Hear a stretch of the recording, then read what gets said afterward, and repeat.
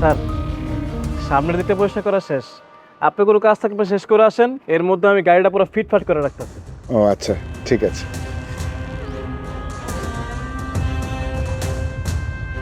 এই নাও।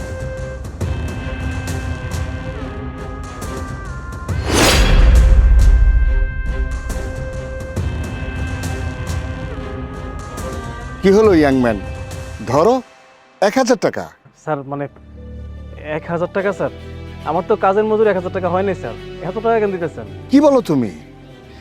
1000 টাকা তোমার কাছে বেশি মনে হচ্ছে? তুমি কি জানো আমি যদি গাড়িটা নিয়ে গ্যারেজে যেতাম সেখানে আমাকে অনেক সময় ব্যয় করতে হতো।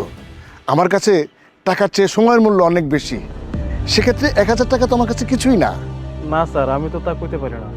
তুমি জানো এখন আমার একটা জরুরি মিটিং আছে, সেখানে আমার একটা 100 কোটি টাকার প্রজেক্ট সাইন হবে। সেখানে মিনিমাম না হলেও আমার 20 কোটি টাকা প্রফিট হবে।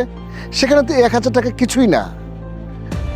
শোনো, নেক্সট টাইম আমি যখন আসবো তখন তুমি আমার গাড়িটা আরো ভালো করে পরিষ্কার করবে। আমি চাই তুমি তোমার প্রফেশনে সিনসিয়ারলি কাজ করো। তাই না, ওর টাকাটা রাখো।